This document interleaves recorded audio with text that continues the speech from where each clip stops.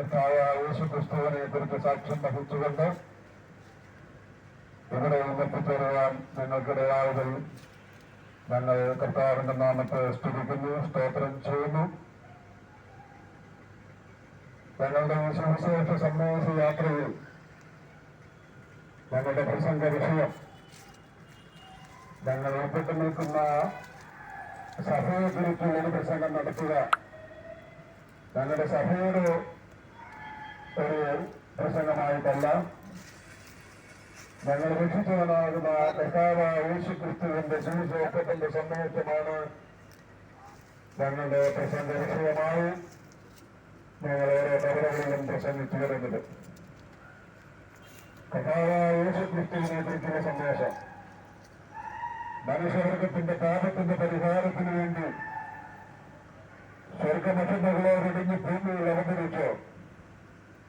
33 വയസ്സിൽ കാലിലെ ക്രൂശിൽ മരിച്ച് അടക്കപ്പെട്ട് ഉയർത്തിരുന്നേറ്റ് എന്ന് സ്വർഗത്തിൽ ശ്രമിക്കുന്ന കർത്താവായ യേശു ക്രിസ്തുവിനെ കുറിച്ചുള്ള സുവിശേഷത്തിന്റെ സന്ദേശമാണ് ഞങ്ങളുടെ പ്രസംഗ വിഷയം.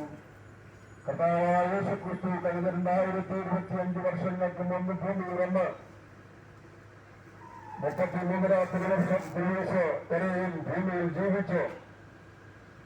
കർത്താവിന്റെ ജീവിതയാത്രയിൽ ഒടുവിലത്തെ 3.5 വർഷക്കാലം പലസ്തീന്റെ തിരുവീതിയിൽ കൂടെ കുറുകയും നടന്നുകൊണ്ട് അധ്വാനിക്കുന്നവരും ഭാരം ചുമക്കുന്നവരുമായവരെ എല്ലാവരും എന്റെ അടുക്കൽ വരികയും ഞാൻ നിങ്ങളെ ആശ്വസിപ്പിക്കുമെന്ന് കർത്താവ് ജനങ്ങളോട് ആഹ്വാനം ചെയ്തു. കർത്താവിന്റെ അടുക്കൽ വന്നതിന് ഒരാശ്വാസം കണ്ടെത്തിയിട്ടുണ്ട്. മരിച്ച് മരണദുഃഖത്താൽ ഭാരപ്പെടുന്നവർക്ക് മരണ വീട്ടിൽ കർത്താവ് ചെന്ന് അവരെ ആശ്വസിപ്പിച്ച ചരിത്രം നമുക്ക് വായിക്കാൻ സാധിക്കുന്നുണ്ട്. കുഷ്ഠരോഗികളെ സൗഖ്യമാക്കിയ ചരിത്രം നമുക്ക് തിരുവനന്തപുരത്തിൽ വായിക്കാൻ സാധിക്കുന്നുണ്ട്. അങ്ങനെ വിവിധ നിലയിലുള്ള ശാരീരികമായ പ്രശ്നങ്ങളെ അഭിമുഖീകരിക്കുന്നവർക്ക് ആശ്വാസം കണ്ടെത്തുവാൻ തക്കവണ്ണം ഇടയായിട്ട് തീർന്നിട്ടുണ്ട്.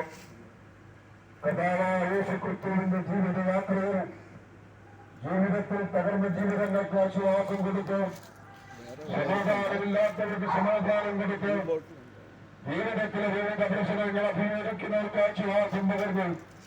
കർത്താവ് ഭൂമിയിൽ ജീവിച്ചു. അങ്ങനെ 33 വയസ്സിൽ കർത്താവിന്റെ ക്രൂശുമരണം സംഭവിക്കുന്നു എന്ന് കാണുവാൻ സാധിക്കും. യേശു ക്രിസ്തുവിന്റെ കൈകളിലാണ് എടുക്കപ്പെട്ടു. യേശു ക്രിസ്തുവിന്റെ ശിരസിന്മേൽ മുഖ്യമിടമെടുക്കപ്പെട്ടു. മാറുകുംഭങ്ങൾ നിരത്തലേക്കപ്പെട്ടു. കാട്ടവാറുകൊണ്ട് അണിയേൽക്കപ്പെട്ടു. നിന്നേക്കും ദിപ്പലിനും മുഖം മറക്കാതെ വണ്ണം നിന്നിതനായ നിസ്സഹായനായി കർത്താവായ യേശു ക്രിസ്തു ക്രൂശിൽ യാഗമരണം അനുഭവിച്ചു. അതേ കർത്താവായ യേശു ക്രിസ്തു ഏതെങ്കിലും പാപങ്ങളുടെ അടിസ്ഥാനത്തിലുള്ള യേശു ക്രിസ്തു ക്രൂശിക്കപ്പെട്ടത് യേശു ക്രിസ്തുവിൽ യാതൊരു പാപവുമില്ലാത്ത അവസ്ഥയിലായിരുന്നപ്പോൾ യേശു ക്രിസ്തു ക്രൂശിക്കപ്പെടുവാനുള്ള കാരണം പ്രവാചകൻ വിളിച്ചു പറയുമ്പോൾ നാം എല്ലാവരും ആളുകളെ പോലെ തെറ്റിയുള്ളവരായിരുന്നു. ഞങ്ങളുടെ ഭോഗം നമ്മുടെ എല്ലാവരുടെയും അകൃത്യങ്ങളും പാപങ്ങളും ക്രിസ്തുവിന്മേൽ ചുമത്തപ്പെട്ടു. യേശു ക്രിസ്തുവിൽ ചുമത്തപ്പെട്ട പാപങ്ങളുടെ പരിഹാരാർത്ഥമാണ് ക്രിസ്തു ക്രൂശിൽ മരിക്കുവാൻ കാരണമായിട്ട് തീർന്നത്. ക്രിസ്തു ചാട്ടവാറുകൊണ്ട് അടിയടിക്കപ്പെടുമ്പോൾ യേശു ക്രിസ്തുവിന്റെ കൈകളിലും കാലുകളിലും അടിയടിക്കപ്പെടുമ്പോൾ യേശു ക്രിസ്തു വിവിധ നിലയിലുള്ള പീഡനങ്ങൾ അനുഭവിച്ച് ക്രൂശിൽ മരിക്കുമ്പോൾ ആ